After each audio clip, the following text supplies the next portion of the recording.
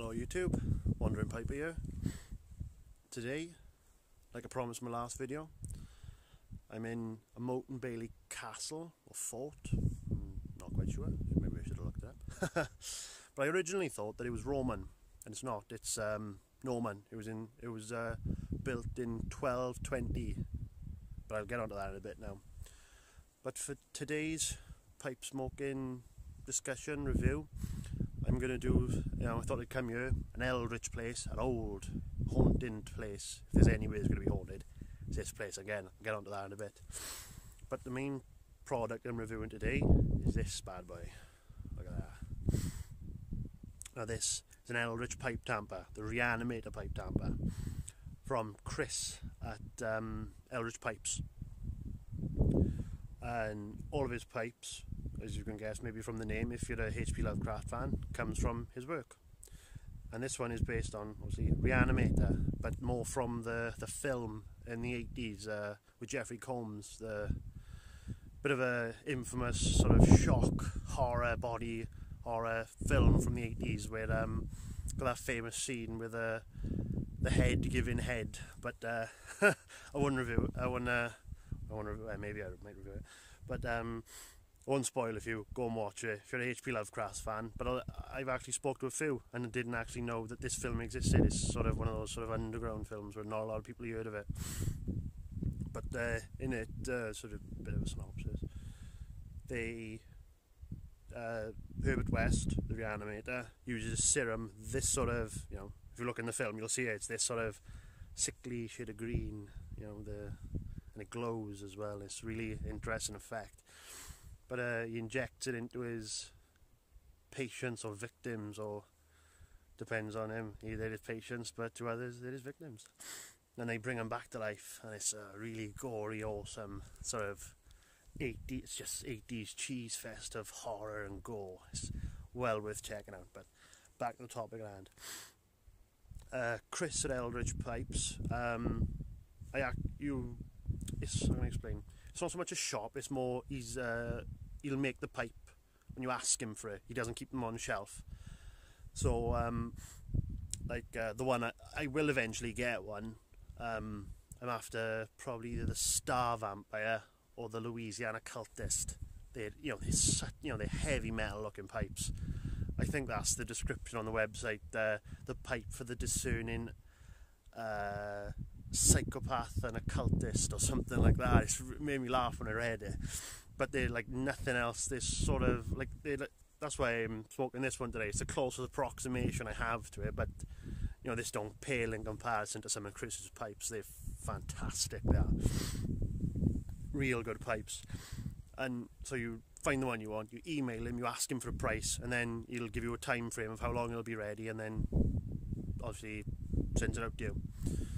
But like I said, eventually I will get one of those pipes and I will review it. Go to another sort of old Eldritch place, get the mood right. Yeah, I'm not so much going to do a review about this because I don't know what make it is.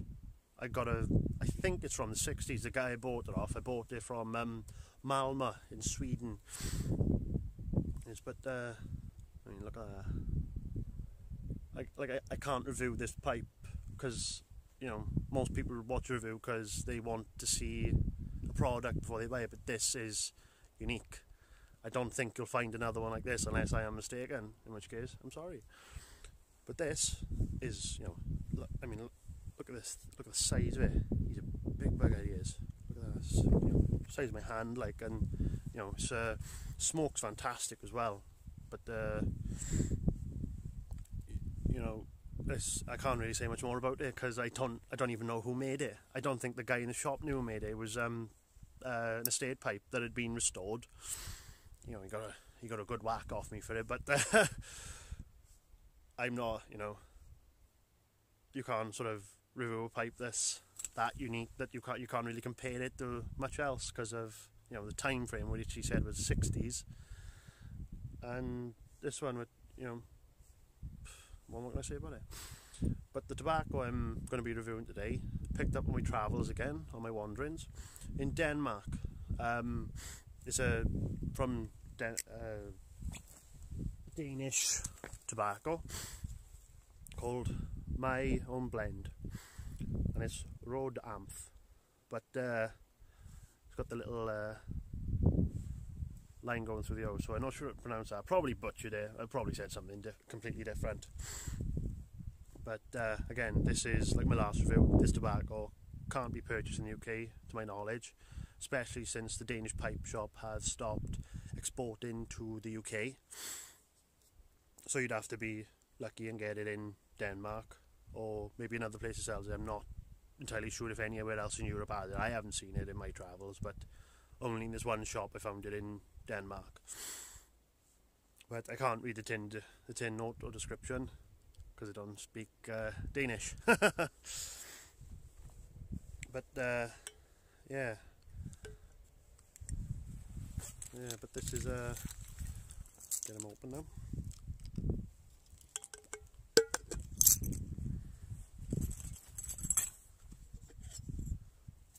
It's a ribbon cut. See that? Little bits of flake, and you find the odd one, but you know, it don't really matter. Just sort of stuff it in, and it all smokes the same.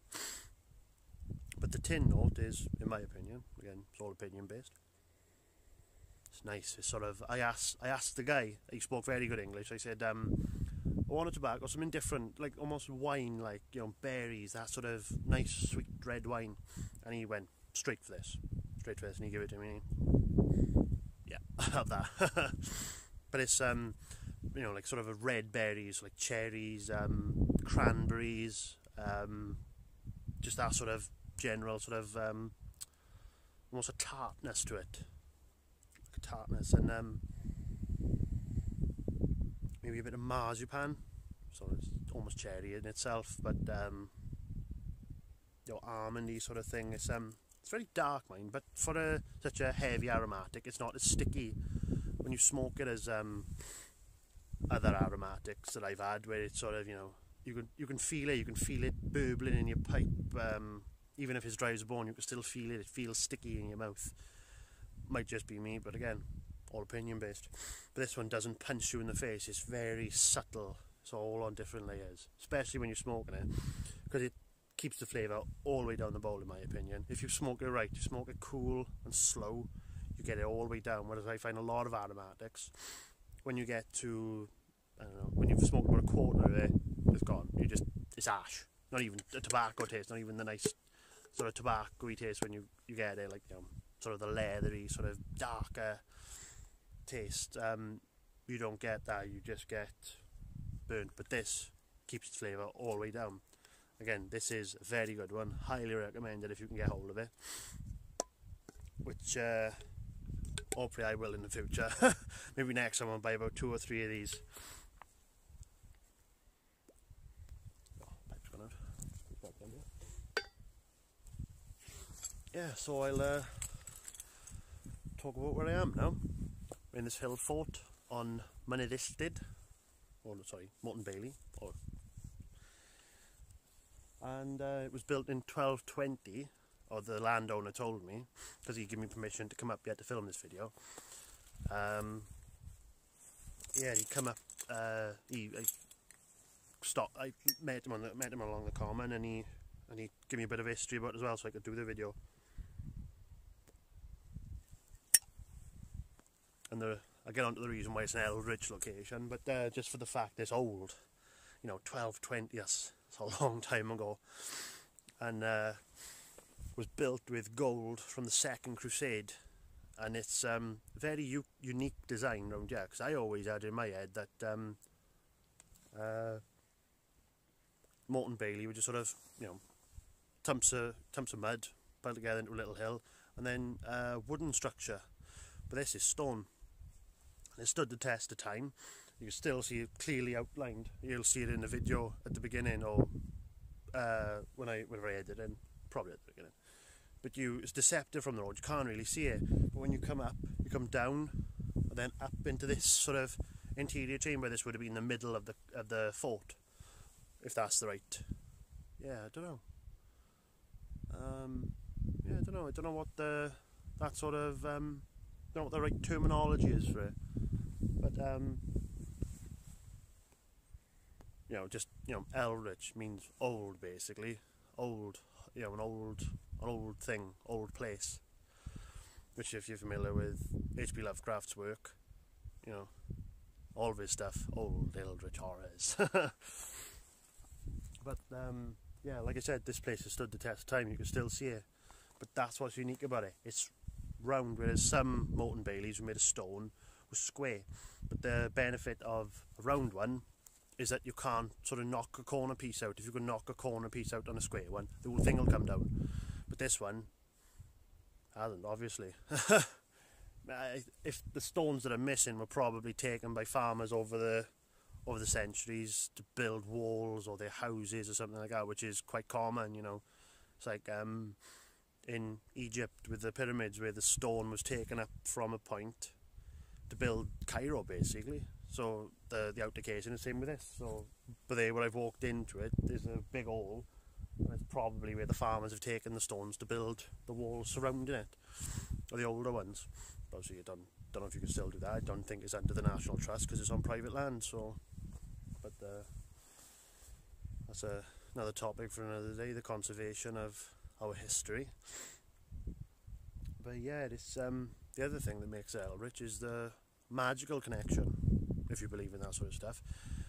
The owner told me that this was built, or is the site of, or the convergence of 8 different ley lines, or 7 or 8, I think 7 or 8. But if you don't know what ley lines are, a gentleman from Hereford, I think it was maybe in the 20s or 30s, when sort of walking was a really big pastime, and he noticed that different ancient sites, or hill forts, Motte and Baily castles, standing stones, churches, were all built. You could draw straight lines between all of them, and they sort of made some sort of a sense to him, or, you know, whatever he thought was sense. And he thought maybe it was like an old way of navigating, like an ancient GPS of some descript. But I don't know. It could just be random. It could just be total coincidence. Maybe they're on sites for a particular reason. Like this one is on this site because there's a fantastic view of the valley down there and the valley to there, so you could see up to Penavon, or you can see down that way, which is the Swansea Valley. But yeah, but then other people took these ley lines, which is sort of the predominant theory now, you know, amongst the occult magical community, that they're sort of magical energy lines, which I don't know what would be the point of that. You know, it's a nice theory to think that something like that. So like they say that maybe if your house is on a ley line, you're more likely to have a haunting, which, you know, or, you know, something like that, or they're better for performing pagan rituals or something like that. Not satanic though, there's a difference. I'll get it again. I'll get into that in another video. But, you know, if they were going to do a magical ceremony, you know, worshipping the gods or the goddess or whatever, this would be the place to do it, because it's a junction of so many ley lines, 8, so that's a you know, there's not, it's a good place to do it. So the congruent of magical energies, like Stonehenge is a nexus point of lots of ley lines. The pyramids in Giza are a nexus point of loads of ley lines, and they do say that one runs straight from Giza to Stonehenge. But again, it's all subjective. It's just what you believe. You know, who am I to say, no, that's stupid, that's not, you know, that's not true. I don't believe it. It's not hurting anybody. You know, it's like if that guy wanted to believe, birds going, frighten me a bit.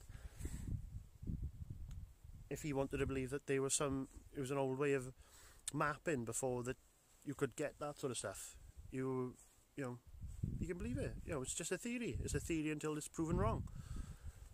But yeah, it's still, you know, still interesting to read all the different interpretations and what they are, and, you know, what other people think. You know, there's all sorts of theories. You could fill a whole video on it of all the different theories that people have over these things.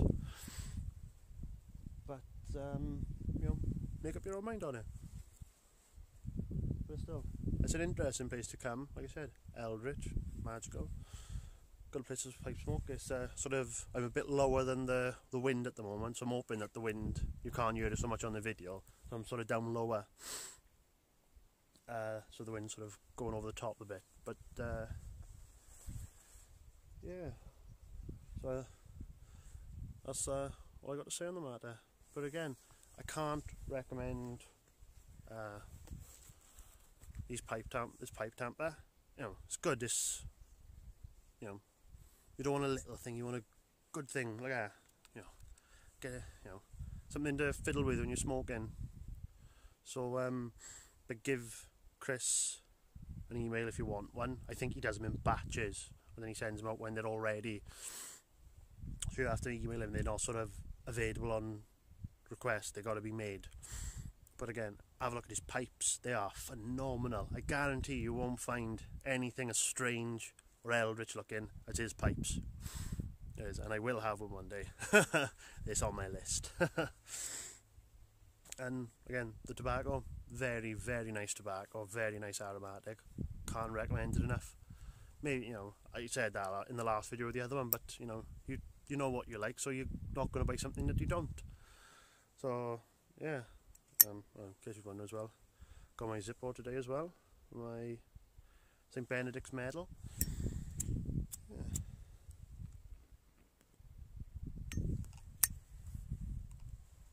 Very handy for the windy walk I've come up through to get to this place. I'm sorry about the delay with this video. I would have done it the following weekend that I done my first one, which I want to try and get maybe one out a week.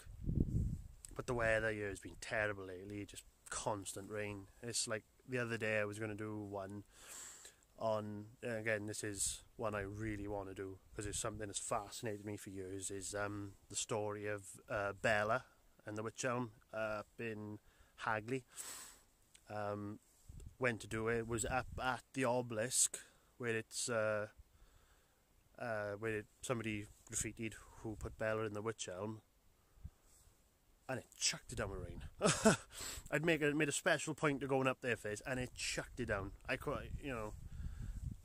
was very disappointed with that because I wanted to do it, and that'll be a bit more of an in-depth video maybe, you know, because it's, you know, it's, again, that's one of those things. It's got everything.